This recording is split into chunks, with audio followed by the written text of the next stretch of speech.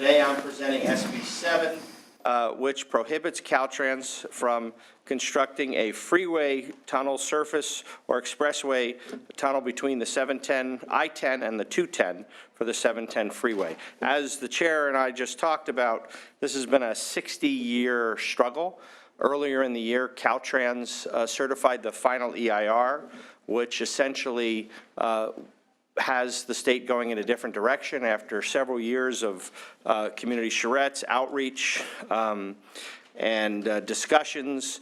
Caltrans and Metro determined that the tunnel was not the preferred alternative, that a series of local traffic improvements, which is called the TDM,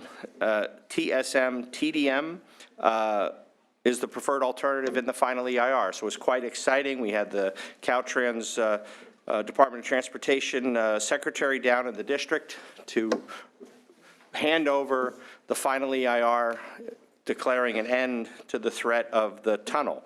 Now that's the good news. What that does is it presents an opportunity now to dispose of the over 400 parcels of land that Caltrans had acquired over the last 30 years when they had designs on doing a surface route. Many of those Caltrans tenants, or a handful of those Caltrans tenants, are nonprofits. And so this bill does three things. A, it deletes the 710 from the Streets and Highways Code, which is no longer needed because the EIR determined that the project was no longer feasible. Two, it allows those long-standing nonprofits to purchase their properties from the state of California at the current use. So for example, Sequoia School, which we have two students here to testify, has been operating as a school for how many years? 60 years as a tenant of this area.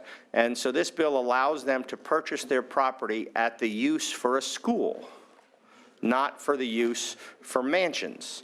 Ronald McDonald House has been helping families in need of care because it's adjacent to Huntington Hospital for decades. Again, it allows Ronald McDonald House to purchase their property for the use of a nonprofit health facility, not for the use as a mansion. The Arlington Garden is a beautiful botanical garden that has been operating as a tenant for many, many years. It allows Arlington Garden to purchase their property for the use as a garden, not for mansions. So we think that's a common sense solution to these nonprofits that have been serving the communities so wonderfully for decades, and we think it's the fair thing to do. The third thing the bill does is it lays the foundation for any disposition of the no longer necessary freeway stubs back to the cities in which they are in.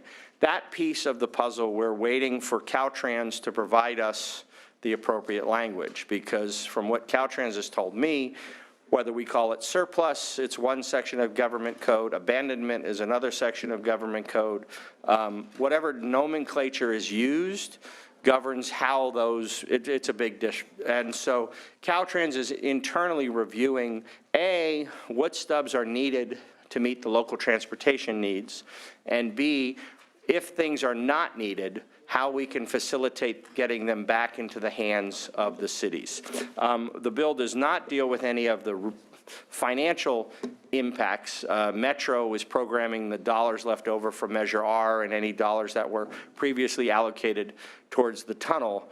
They're using those dollars on a local planning process being spearheaded by Supervisor Catherine Barger and Supervisor Hilda Solis. So they're working with the affected communities on how best to use the resources to implement the preferred alternative and mitigate any traffic circulation issues that are lingering. So this bill does not deal with the disposition of the funds.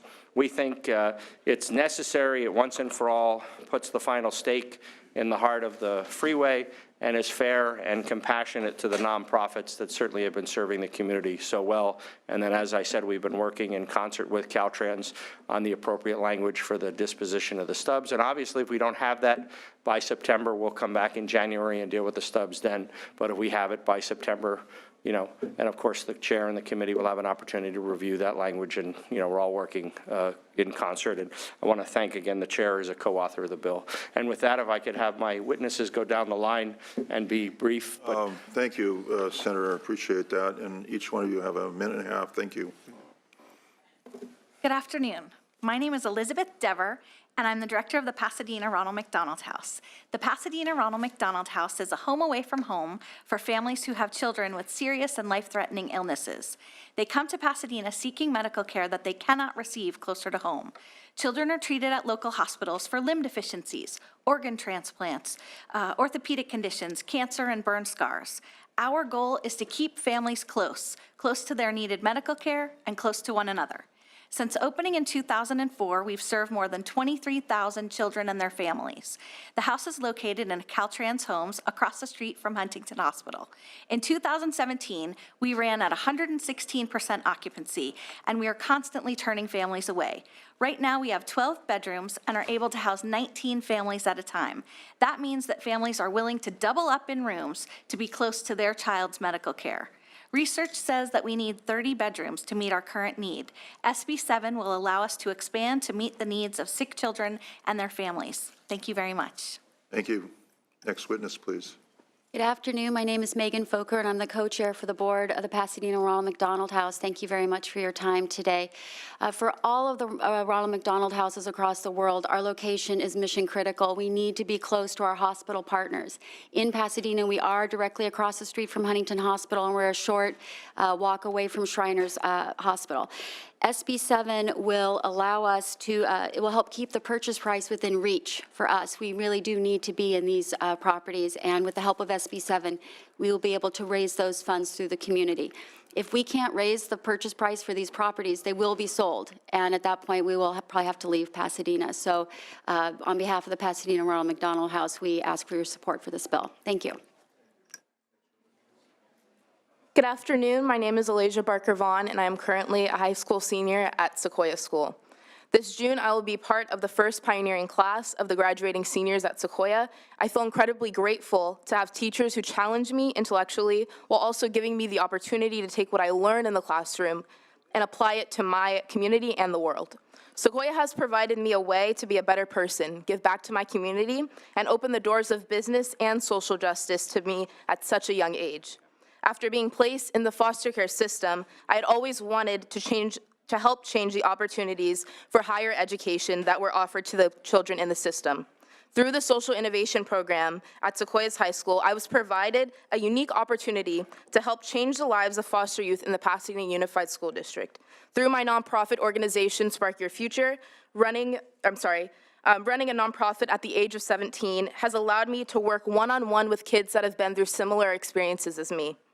This would not have otherwise happened had I not gone to Sequoia. I will never forget my high school years at Sequoia. When I leave for college next fall, I will be taking with me the values of Sequoia, and on behalf of the entire student body, thank you for securing the future of our school with the support of SB 7. Good afternoon. My name is Ville Gallon, and I'm a 5th grader at Sequoia School in Pasadena. My school is a special place because we learn by doing. I have attended Sequoia since kindergarten. Each of my teachers taught me why it's important to speak up and be an active citizen in your community. I feel thankful to be part of a school that lets me put what I learned into action by coming to Sacramento to testify before you today. At Sequoia, we celebrate and learn about human dignity on a local and global level. This year, for example, we studied the policy to legalize street vending in Los Angeles and the rights of vendors to work legally without fear or harassment. In recognition of the 70th anniversary of the Universal Declaration of Human Rights, my classmates and I researched and analyzed the first international document signed by the United Nations recognizing our inalienable rights as human beings. Your support of SB 7 would secure a future for my school so that more students can benefit from an education that challenges the mind, nurtures the heart, and celebrates human dignity. Thank you. Any other witnesses in favor of this bill, SB 7? Good afternoon, Mr. Chair. Kira Ross on behalf of the cities of Pasadena and South Pasadena, both in support of the bill. Okay, thank you. My name is Renee De Wilson. I'm a resident of the district, and I'm in support of the bill. Thanks.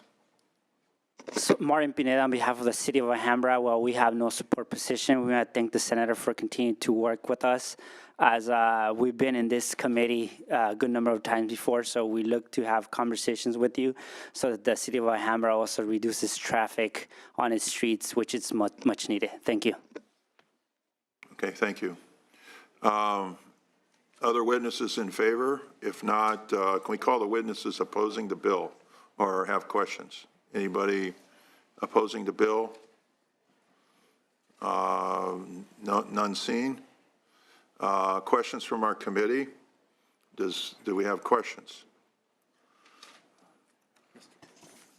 Just a comment. Senator Rubio, you have the floor. Thank you. Just a really brief comment. First of all, I want to thank the fifth grader. You know, I taught for 17 years, and it always makes me really happy to see courageous young men and women like you just come up and have the courage to speak in front of adults. So thank you for doing that.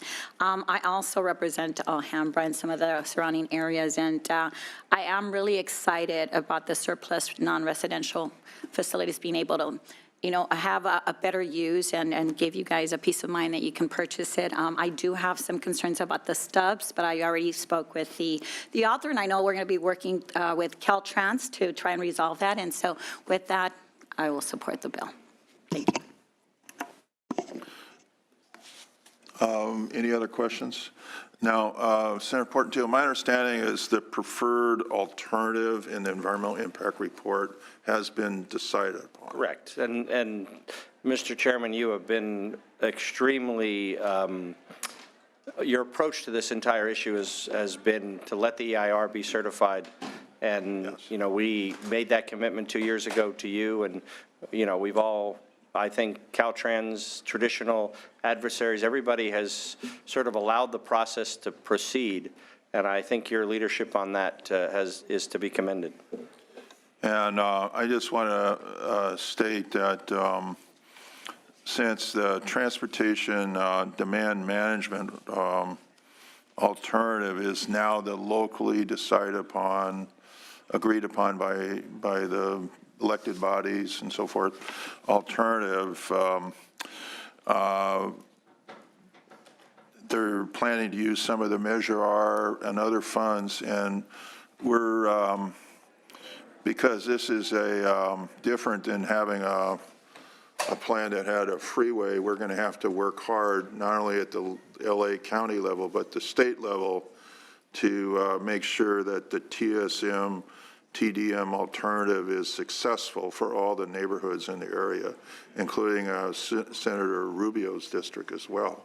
Absolutely. So we're committed to that here, and we also want to make sure that we have a good place to live for the young people of your community as well. Thank you for coming, by the way, to our committee. And we now have a quorum, so I'll take a roll call, please. Senator Bell? Here. Bell present. Bates? Present. Bates present. Dodd?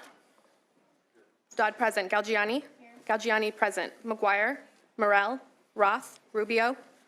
Rubio present. Skinner? Stone? Stone present. Umberg? Wachowski? Wachowski present. We have a motion for the bill, and we'll call the roll. Chairman, may I say one more thing real quick? Yes, sir. Thank Senator you. Portantino. I've been asked by several people why I waited to my third year to introduce this bill. And the fact, what? In the Senate, yeah. In the Assembly, different story. That was a decade ago. This go round. And the reason why is because, as the chair and I referenced earlier, the deal that was discussed was to allow the EIR to be certified. And so that gave the imprimatur of what we're doing today with the support of the local transportation agency and sort of to take the controversy out of the issue. And so that was the commitment I made back in December of 2016. And so today is a follow-up on that commitment. And, the chair's leadership has been part of it as well. So I respectfully ask for an aye vote. Okay, thank you. Call the roll, please.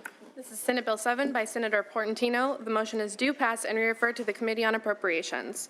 Senator Bell? Aye. Bell, aye. Bates? Aye. Bates, aye. Dodd? Aye. Dodd, aye. Galgiani? Aye. Galgiani, aye. McGuire? Morel? Roth? Rubio? Aye. Rubio, I. Skinner. Stone. Stone, I. Umberg. Wachowski. Wachowski, I. 7-0. We'll leave the roll open for absent members. Thank you very much. Thank you.